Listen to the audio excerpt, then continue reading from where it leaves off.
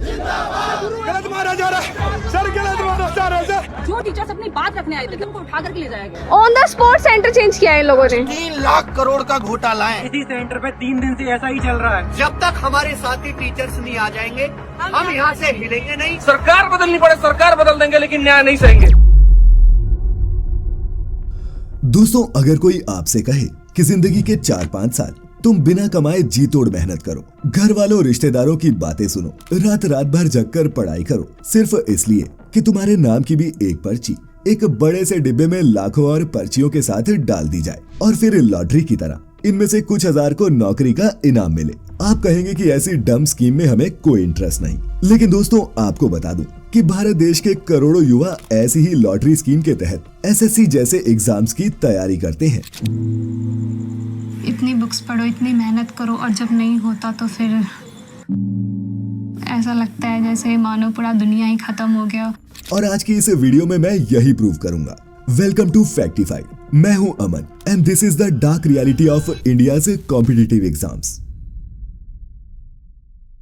24 जुलाई 2025 यही वो तारीख थी जिस दिन एसएससी के फेज 13 के एग्जाम शुरू हुए। लेकिन महीनों से इस एग्जाम की तैयारी कर रहे हजारों बच्चे परेशान थे।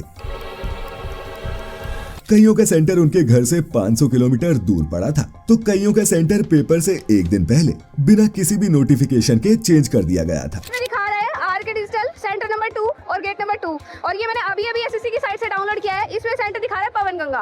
On the spot centre change किया है इन लोगों ने, ऑन द स्पॉट। अब मैं वहाँ जा भी नहीं सकती हूँ इतनी दूर। जो बच्चे किसी तरह एग्जाम सेंटर पहुंच भी गए, उनमें से भी किसी का कंप्यूटर नहीं चला तो किसी सेंटर की बिजली ही चली गई। 1 घंटे के कुल एग्जाम में किसी के 10 मिनट वेस्ट हो गए तो किसी के 30 मिनट, और कईयों का तो पेपर ही कैंसिल हो गया। यही कारण रहा कि इस एग्जाम में 55,000 कंप्लेंट्स फाइल हुई, वो भी तब जब सिर्फ 3 लाख एप्लीकेंट्स थे। अब दोस्तों, ये एग्जाम्स ऐसे होते हैं जिसमें हर सेकंड हर मिनट की कीमत है। इन बच्चों का कितना वक्त जाया हुआ होगा और इससे इनके स्ट्रेस में कितना इजाफा हुआ होगा, इन वर्ड्स ऑफ फ्रेंचो, उसे नापने की कोई मशीन आज तक बनी ही नहीं। एग्जाम का ये दिन स्टूडेंट्स के लिए किसी वर्ल्ड कप के फाइनल मैच जैसा होता है जिसमें ये अपना बेस्ट परफॉर्म करना चाहते हैं। ऐसे में अगर इनका कंप्यूटर या माउस ही काम नहीं करेगा तो ये किसी बैट्समैन को टूटा बल्ला देकर बैटिंग पर भेजने जैसा है। अब दोस्तों, आपको लग रहा होगा कि मुझे क्या, मैं कौन सा इन एग्जाम्स की तैयारी कर रहा हूँ, लेकिन आपके आसपास या फिर रिश्ते में आपका कोई ना कोई ऐसा कजन, भाई बहन या फिर दोस्त जरूर होगा जिसने सालों इन एग्जाम्स की तैयारी में ही गवा दिए। इसीलिए ये कहानी है उन लाखों यंग लड़के और लड़कियों की जिन्होंने सपना तो सरकारी नौकरी का देखा था, लेकिन सिस्टम की नालायकी के चलते वो सपना बर्बाद हो गया और उनका टैलेंट और तैयारी धरी की धरी रह गई।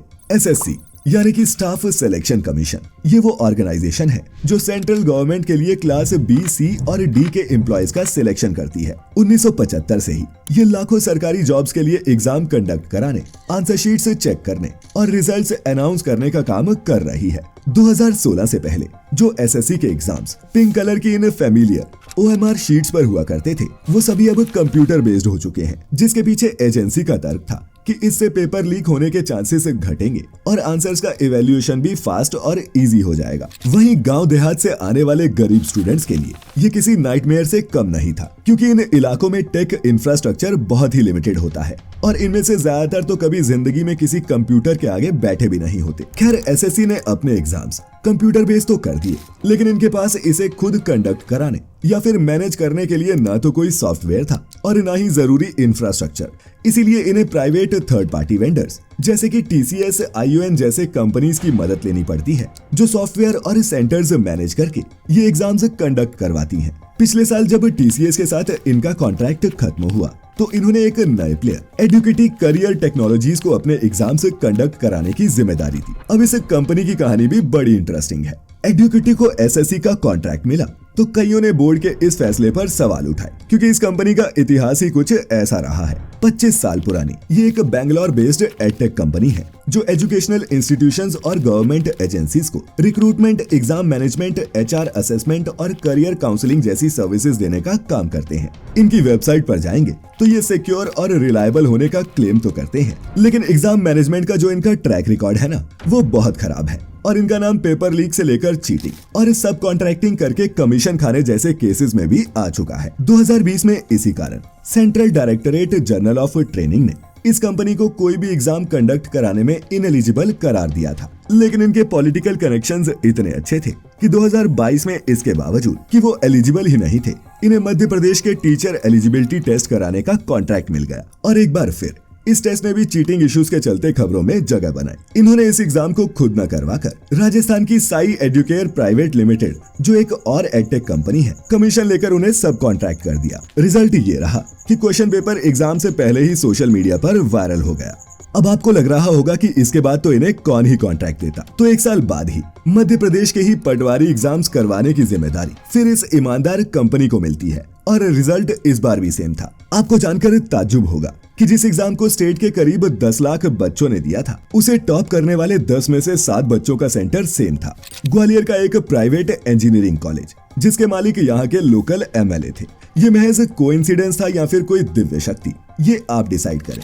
कई और भी चीटिंग इश्यूज सामने आए, जिसके बाद इस पूरे रिक्रूटमेंट प्रोसेस को ही रोक दिया गया और इंक्वायरी बिठा दी गई। लेकिन दोस्तों, इंक्वायरीज और कमेटीज तो अक्सर माहौल को ठंडा करने के लिए ही बिठाई जाती हैं। इसके बाद भी 2023 में मध्य प्रदेश के एम्प्लॉय सिलेक्शन बोर्ड का एग्जाम और महाराष्ट्र का MBA CET एडुकेटी ने ही करवाया, और इनमें भी ऐसे दर्जनों इंसिडेंट से सामने निकल कर आए जो इस और इशारा करते थे कि एग्जाम्स फेयरली कंडक्ट नहीं करवाए गए। लेकिन इस सब के बावजूद 2025 में SSC ने अपने एग्जाम्स का कॉन्ट्रैक्ट इनको दिया, और वो सिर्फ इसलिए कि इनकी जो बिड थी वो TCS की बिड से 130 रुपए पर स्टूडेंट कम थी। अब दोस्तों, जो कंपनी स्टेट के छोटे मोटे एग्जाम्स भी ढंग से नहीं करवा पाई हो, उसे इतने बड़े एग्जाम की जिम्मेदारी देना किसका दिव्य आइडिया था, ये अभी शोध का विषय है। जहां इन सरकारी एजेंसीज की प्रायोरिटी होनी चाहिए थी फेयर और प्रॉब्लम फ्री एग्जाम्स करवाना, वहां अगर ये एग्जाम्स की क्वालिटी को कॉम्प्रोमाइज करके पैसा बचा भी लेंगे तो इसका फायदा ही क्या।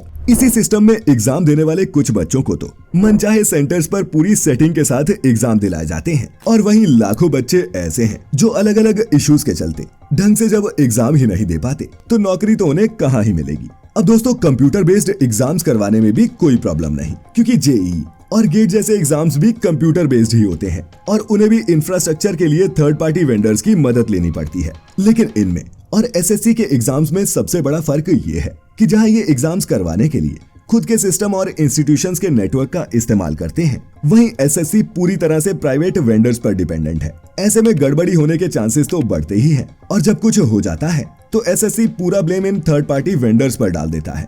जैसे जब कोई भी SSC का एप्लीकेशन फॉर्म भरता है तो उनसे एग्जामिनेशन सिटीज की चॉइसेस भी पूछी जाती हैं, और कैंडिडेट क्या करता है कि अपने आसपास के शहरों को फर्स्ट, सेकंड और थर्ड चॉइस के तौर पर भर देता है। लेकिन इस फेज 13 के एग्जाम में क्या हुआ कि बच्चों का सेंटर घर से 500 किलोमीटर दूर डाल दिया गया। माने जो पंजाब का रहने वाला बच्चा था, उसका सेंटर राजस्थान में डाल दिया, और कईयों का तो सेंटर अंडमान तक में डाल दिया। फिर चलो किसी तरह ये बच्चे हजारों रुपए फूंक के सेंटर तक पहुंचे भी, तो वहां जाकर पता चलता है कि एग्जाम 1 घंटा लेट शुरू होगा, और जब घंटा गुजरा तो पता चलता है कि एग्जाम ही कैंसिल हो गया, और ये कब रीशेड्यूल होगा इसको लेकर भी कोई क्लैरिटी नहीं। दोस्तों, आप सोचकर तो देखिए कि किस तरह से इन स्टूडेंट्स का पैसा, टाइम और सबसे अहम सालों की तैयारी इस सिस्टम के नकारेपन के चलते बर्बाद हो रही है। अब ये बच्चे क्या ही कहें, और कहे भी तो किससे। घर वालों को कुछ कहेंगे तो वो इनकी तैयारी ही रुकवा देंगे, और जिन टीचर्स को ये अपना मसीहा और आइडल मानते हैं, उन्हें भी सिस्टम की ये गड़बड़ियां तब नजर आती हैं जब पानी सर से ऊपर चला जाता है। नहीं तो अपनी सेल्स और सोशल मीडिया नंबर्स को बढ़ाने से इन्हें फुर्सत ही कहां। ये जानते हैं कि एग्जाम सिस्टम में भले ही कितनी ही खामियां रहें, लेकिन देश में बेरोजगारी का आलम ऐसा है कि भेड़ बकरियों की तरह गरीब परिवारों से आने वाले ये बच्चे उनके ग्राहक बनते रहेंगे। और बात सिर्फ SSC एग्जाम्स तक ही सीमित नहीं है। आज वो दौर है जब इंडियन एग्जाम सिस्टम पूरी तरह से कोलैप्स कर चुका है। लगातार होते पेपर लीक्स और एग्जाम कैंसलेशंस इसका सबसे बड़ा सबूत है। नीट 2024 का पेपर हो या फिर 2023 में बिहार पुलिस का कांस्टेबल एग्जाम, और UP SSSC PET से लेकर राजस्थान के रीट एग्जाम तक, पिछले कुछ सालों में तो ऐसे पेपर लीक के मामले मानो रूटीन बन चुके हैं। SSC CGL 2017 का पेपर लीक स्कैंडल आज भी कई स्टूडेंट्स को याद होगा। बहुत प्रोटेस्ट हुए, बहुत हो हल्ला हुआ, लेकिन हुआ क्या? कुछ बदला? बिल्कुल भी नहीं। और क्या कुछ बदल पाएगा? पता नहीं।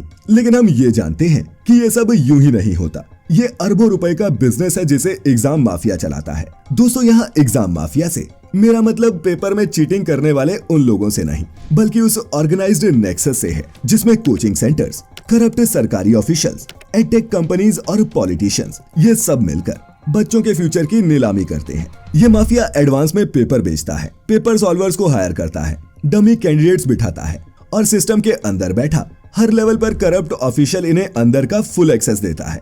इस पूरे रैकेट में पैसे का फ्लो इतना पावरफुल है कि अगर कोई ईमानदार ऑफिसर इसकी जांच करना भी चाहे तो उसकी ट्रांसफर होने में ज्यादा टाइम नहीं लगता। और सबसे शर्मनाक बात, एसएससी सीजीएल की बात हो, रीट की हो या फिर नीट 2024 की, लाखों स्टूडेंट्स सड़क पर उतरे, मीडिया ने भी उनका खूब साथ दिया, लेकिन आखिर में न कोई मुजरिम मिला और न ही किसी की अकाउंटेबिलिटी फिक्स हुई। एफआईआर्स भी हो जाती हैं और कमेटीज भी बन जाती हैं, लेकिन फिर कुछ महीने बाद सबको क्लीन चिट मिल जाती है और फिर से एक बार वही माफिया नए नाम नए टेंडर के साथ बिजनेस एज यूजुअल शुरू कर देता है और स्टूडेंट्स एक बार फिर नए सपने, नए फॉर्म और नए धोखे के साथ इस करप्ट सिस्टम के चक्रव्यूह में फंसते जाते हैं। इसीलिए आप चाहें तो हमने यहाँ जितने भी पेपर लीक और कैंसल्ड एग्जाम्स की बात की है, इनके केसेस को खंगाल कर देखेंगे तो पाएंगे कि कोई मुजरिम था ही नहीं, सबको क्लीन चिट मिल गई और एग्जाम माफिया के लिए फिर बिजनेस एज यूजुअल चालू हो गया। सीबीआई जैसी एजेंसीज भी इन केसेस का खुलकर इन्वेस्टिगेशन नहीं कर पाती क्योंकि उनके साथ कोई और एजेंसी ढंग से कॉपरेट ही नहीं करती। अब दोस्तों, जब लाखों एस्पिरेंट्स अपना सब कुछ दांव पर लगाकर इन लाइफ चेंजिंग एग्जाम्स की तैयारी करते हैं, तब बार बार होने वाले ये टेक्निकल फेलियर्स, अनआंसर्ड कंप्लेंट्स और ऐसे शेडी कॉन्ट्रैक्ट्स सिर्फ एक गलती नहीं है, बल्कि बच्चों से उनका फ्यूचर छीनने वाला एक संगीन अपराध बन जाता है। एडुकेटी को भी इस सब के लिए अकेले ब्लेम करना सही नहीं है, बल्कि ये कंपनी भी एक बड़े पैटर्न का ही हिस्सा है। एपटेक, मेरिट्रैक, सतवत इन्फोसोल, एनएससीआईटी ऐसी ढेरों नामी असेसमेंट फर्म्स हैं इंडिया में, लेकिन इनमें से एक भी कंपनी ऐसी नहीं जिस पर चीटिंग या फिर पेपर लीक करने का एलिगेशन न लगा हो। ऐसे में हमारी सरकारी एजेंसीज को ईमानदार पार्टनर मिलेगा ही कहाँ। इसीलिए हमारी रेगुलेटरी बॉडीज को सबसे पहले चाहिए कि इनके खिलाफ कोई सख्त और तुरंत एक्शन ले और जो भी कंपनीज ऐसे काम करती पाई जाती है उसका लाइसेंस ही कैंसिल कर दिया जाए। साथ ही एसएससी, एनटीए और कई सारी एजेंसीज को मिलकर अपने खुद के एग्जाम सॉफ्टवेयर्स और इंफ्रास्ट्रक्चर को डेवलप करना चाहिए। हाँ, उन्हें थर्ड पार्टी वेंडर्स की भी जरूरत पड़ेगी, लेकिन उन पर डिपेंडेंसी जितनी कम हो उतना ही इन एग्जाम्स की फेयरनेस के लिए अच्छा होगा। हमें बहुत जरूरत है एक ऐसे नए सिस्टम की, नहीं तो हमारा ये पूरा एजुकेशन सिस्टम कुछ चुनिंदा सबसे कम बोली लगाने वाले माफिया के हाथों बिक जाएगा। जरूरत है तो एक ऐसे नए सिस्टम की जो ट्रांसपेरेंट हो, अकाउंटेबल हो और सबसे इम्पोर्टेंट स्टूडेंट्स के फ्यूचर को प्रायोरिटी दे, कम बोली को नहीं तो हर साल बस पेपर का नाम अलग होगा, लेकिन पेपर लीक और सिस्टम कोलैप्स की स्क्रिप्ट वही पुरानी रहेगी। तो ये सिस्टम सुधरेगा या सिर्फ वेंडर बदलेगा? आपको क्या लगता है? और क्या आप भी इस सिस्टम के भुक्तभोगी हैं? नीचे कमेंट्स में अपनी कहानी जरूर बताएं और वीडियो अच्छी लगी हो तो अपने दोस्तों और रिश्तेदारों के साथ भी शेयर कर दें ताकि उन्हें भी समझ आ सके कि कैसे हमारे देश के ये कॉम्पिटिटिव एग्जाम्स किसी लॉटरी जैसे हैं। तो फिर मिलेंगे जल्द ही किसी और कहानी के साथ। तब तक के लिए फैक्टिफाइड की बाकी वीडियोस को देखें, अपने फीडबैक दें और इस वीडियो में यहाँ तक बने रहने के लिए तहे दिल से आप सभी का बहुत बहुत शुक्रिया। उम्मीद है आपका प्यार मिलता रहेगा।